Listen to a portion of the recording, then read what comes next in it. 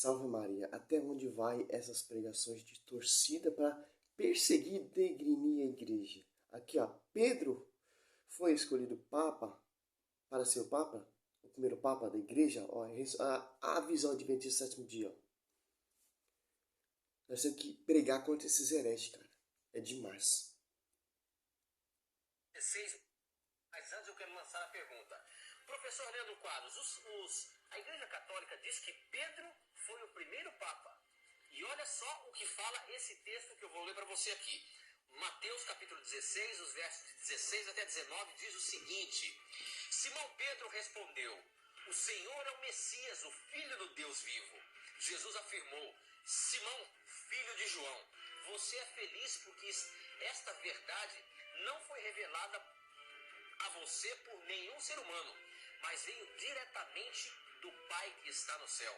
Portanto, eu lhe digo, Jesus falando isso, você é Pedro, e sobre esta pedra construirei a minha igreja, e nem a morte poderá vencê-la. Eu lhe darei as chaves do reino do céu, o que você proibir na terra será proibido no céu, e o que permitir na terra será permitido no céu.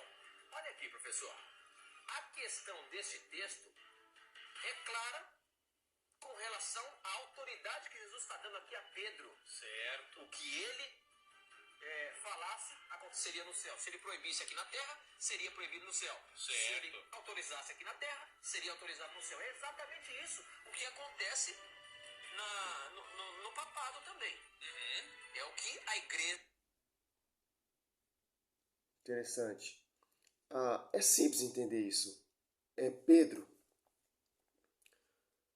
não foi a carne, nem o sangue que revelou isso, mas meu Pai que está no céu. Por isso eu declaro, tu és Pedro, sobre ti eu edificarei a minha igreja, te darei a chave de ligar e desligar. Tanto que tinha 12 apóstolos, o destaque foi Pedro. Quem exprimiu a fé foi Pedro. Interessante. Pedro tem o pastoreio, Pedro tem a chave de ligar e desligar. Os discípulos têm a sua autoridade por quê? Por causa do pastoreio de Pedro. Desde Pedro até o Papa Francisco, são 266 papas de tradição. Interessante. É o que a igreja apresenta. Por que esse texto aqui não quer dizer isso? Ou seja, existem alguns momentos aí que acabamos falando aqui que Pedro não foi o primeiro Papa. Exatamente. Mas esse texto aqui está me parecendo claro. Certo. Como é que fica essa questão? Vamos explicar essa questão. Eu vou começar aqui lendo Mateus 8,14, que aqui diz o seguinte. Tendo Jesus chegado à casa de Pedro, viu a sogra deste acamada e ardendo em febre. Olha, esse texto aqui me mostra claramente que Pedro não era papa, por quê? Porque ele era casado, né? Ele tinha sogra, se ele tinha sogra, ele tinha esposa. Então ele era casado e não poderia ser papa, né? Então agora, não era papa. Na história da igreja não existiu algum papa que foi casado? Simples. Moisés, no Velho Testamento, também ele era casado. Ele abandonou para seguir seu ministério, para guiar o povo, para libertar o povo ali da escravidão do jugo do Egito, para ir para a terra que mana leite e mel. Interessante. Pedro fez a mesma coisa. Pedro, desde o começo do Evangelho, abandonou tudo e seguiu Jesus Cristo. Se você catar logo no versículo, sim, Pedro era casado. Mateus 19, 27, ó, deixa bem claro que Pedro abandonou tudo. Pedro, então, tomando a palavra, disse-lhe, eis que deixamos tudo para te seguir. Que haverá, então, para nós? Está vendo que ele já não é mais casado, ele abandonou tudo. Sua vida pública, ele abandonou, sua vida de pesca, abandonou sua família para seguir quem? Jesus Cristo. Se você catar lá no comecinho do Evangelho de Mateus, Pedro foi pregado de ponta cabeça. Cadê sua esposa? A Atividade dos Apóstolos também não mostra a esposa de Pedro. Aqui, ó. Mateus 4, 18. Caminhando ao longo do mar da Galiléia, viu dois irmãos, Simão, chamado Pedro, e André, seu irmão, que lançava a rede ao mar, pois era pescador. Disse-lhe, vinde após mim, eu vos farei pescadores de homens. Na mesma hora abandonaram suas redes e o seguiram. Que interessante, pastor. Quem conhece Bíblia já é outro nível. Quem tem obediência à igreja é outro nível. Não distorce o texto. Na história da igreja não existiu algum papa que foi casado? Existiram alguns, Então esse argumento... mas contra a vontade da igreja. Contra a vontade da igreja. E agora eu vou continuar analisando outros textos aqui. Ó. Por exemplo, aqui em Mateus 16, 19, diz que as chaves do reino dos céus são dadas para Pedro. Só que, na verdade, se você ler Mateus 18, 15 em diante, né, você percebe que não foi apenas Pedro que recebeu esta autoridade de Cristo. Olha o que diz aqui, por exemplo, Mateus 18, 18. Em verdade vos digo que tudo o que ligardes na terra terá sido ligado nos céus. E tudo o que desligardes na terra terá sido desligado nos céus. Ou seja, Jesus deu a mesma autoridade para os outros apóstolos. Cristo está dizendo o seguinte... Simples, pastor. Não queira distorcer o texto. Ó, Mateus 18, 18. Ó.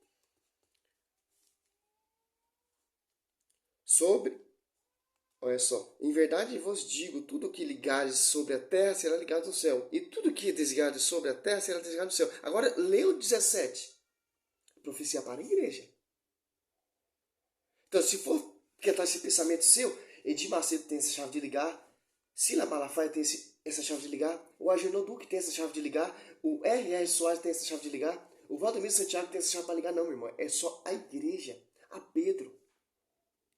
Olha o 17, se recusar ouvi-lo dizer a igreja, e se recusar ouvir também a igreja, seja ele para ti como pagão e um publicano, que não ouve a igreja, é pagão publicano. Aqui, ó, no começo 15 ali, ó, 16, 15, 16, está falando de concordância, de perdão. Não de ligar. E tanto que deu para os outros demais apóstolos. João 21, 20, 21 até o 23. Porque por causa de pastoreio de Pedro. Os bispos hoje em dia, porque tem essa chave de ligar, por causa do pastoreio de Pedro. E são sucessores dos apóstolos. De Pedro até o Papa Francisco. Como o cara pode distorcer um texto desse? Esse pastorzinho meia boca aí quer fazer o que quer. Para os outros apóstolos. Cristo está dizendo o seguinte, que Pedro e os demais apóstolos têm autoridade através da pregação do evangelho de levar pessoas para o céu ou tirá-las do céu definitivamente se elas não quiserem aceitar a Cristo. Então não foi apenas Pedro que recebeu esta autoridade. E outro ponto que vale a pena analisar é o seguinte, quando Cristo fala para Pedro assim, tu és Pedro, e sobre esta pedra edificarei a minha igreja, são duas palavras gregas diferentes ali no original. Ali Cristo usa a palavra Petros e a palavra Petra. O que isso quer dizer? Quando Cristo fala assim, tu és Pedro, ele usa a palavra Petros. Aí quando ele fala assim, sobre esta pedra edificarei a minha igreja, a palavra já é outra, é Petra. Ou seja, Cristo está se referindo a duas pessoas diferentes no mesmo texto. Então Cristo está dizendo o seguinte, tu és Pedro, tu és Petros. Petros quer dizer um pedregulho, um pedacinho de uma rocha. Tu és Pedro. Agora, sobre esta pedra, sobre esta rocha, eu mesmo, Cristo, edificaria a minha igreja. E você quer ver uma evidência de que Pedro... Olha a distorção. Cristo faz um trocadilho ali com Pedro. Cara, a pedra é Cristo, o fundamento é Cristo da igreja. E vai ser edificado sobre o fundamento dos apóstolos. Pedro, pedra maior, Pedro, pedra menor. Tanto que Cristo vai para a glória, aí Pedro se torna pedra, se torna rocha, porque Pedro ele é o sucessor de Cristo, porta-voz de Cristo na terra. Mateus 16, ó. Eu te declaro, ó. Eu te declaro, tu és Pedro, e sobre essa pedra edificarei a minha igreja, ó. As portas do inferno não prevalecerão contra ela. Aqui tem uma explicação aqui, ó. Pedro, pedra, rocha. Jesus já tinha permitido esses sobrenomes a Simão quando o encontrou pela primeira vez em João 1,42. Interessante. E tanto quem foi primeiro pregar foi Pedro. Levou a Jesus, e Jesus Fichando nele, olhou e disse: Tu és Simão, filho de João, serás chamado Cefas, que quer dizer pedra. Que interessante.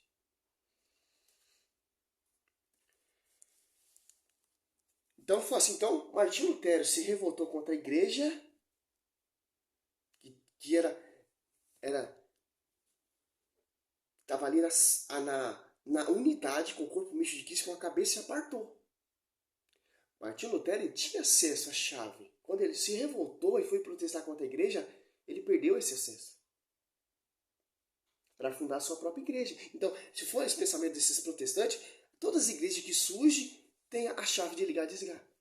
A profecia só está sobre Pedro e os demais apóstolos.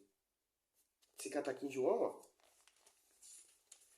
20, 21, ó, ou 23. Aquele que perdoar os pecados, eles serão perdoados. Aqueles a quem retiverem serão retidos. Interessante.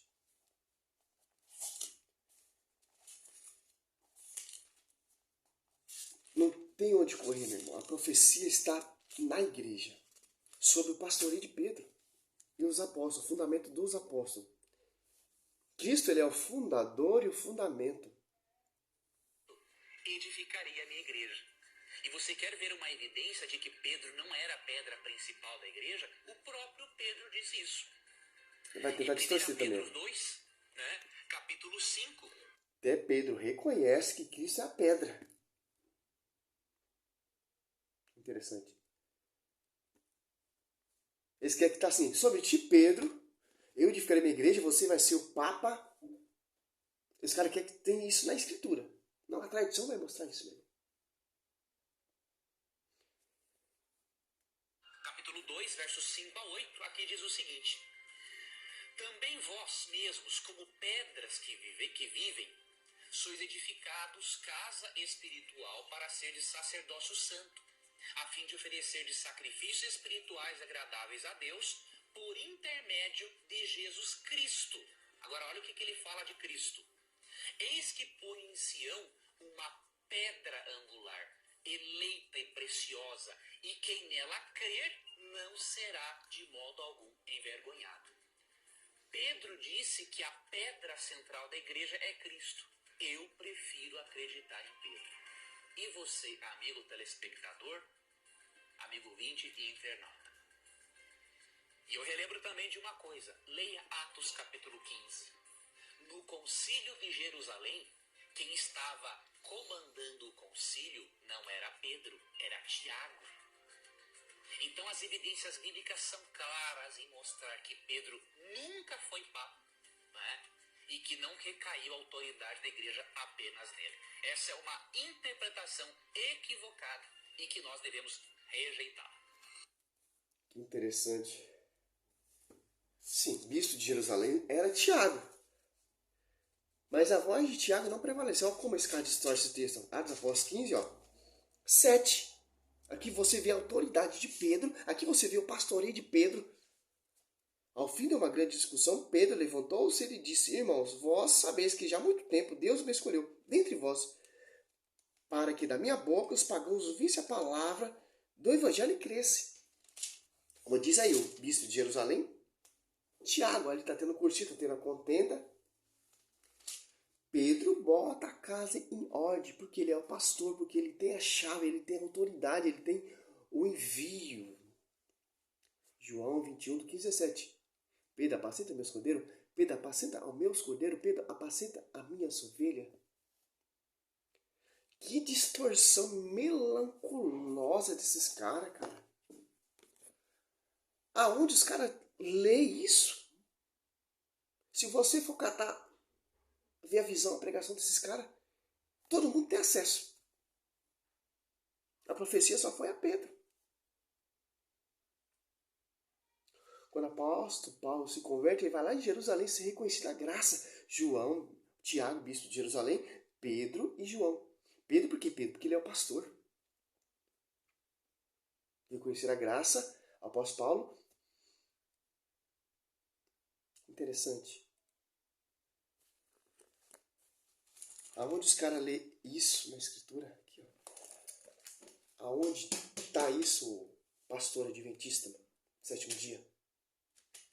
Aonde você leu isso? A profecia em Mateus 16 é muito clara, muito convincente. A nossa luta é contra esses caras aí, católicos. Por isso que nós temos que ler a Bíblia. Principalmente o fundamento dos apóstolos. Os 4 evangelistas, São Mateus, São Lucas, São Marcos, São João e Atos dos Apóstolos, já combate esses caras. Porque você vai ver um pastoreio, você vai ver doutrina, você vai ver só um Espírito Santo, você vai ver só uma noiva, você vai ver como foi pregado, como foi anunciado. Interessante. A verdade não está na boca desses pastores. Que eles se apartaram da tradição do magistério. Eles não são do fundamento dos apóstolos. Uma das fundadoras do Adventista sétimo dia, Ellen White, se auto-unge, auto-graduou, profetiza. Fundador da Universal, Edir Macedo, fundador da Mundial, Valdemir Santiago, fundador da Plenitude, Agenor Duque, Bispa Ingrid. A verdade está na boca desses caras? A verdade está na boca dos testemunhos de Jeová? Efésios 3:10, a verdade será conhecida pela igreja. Glória a Deus, aleluia. Vamos acordar, católicos. Vamos estudar a Escritura. Salve Maria sobre a sua vida.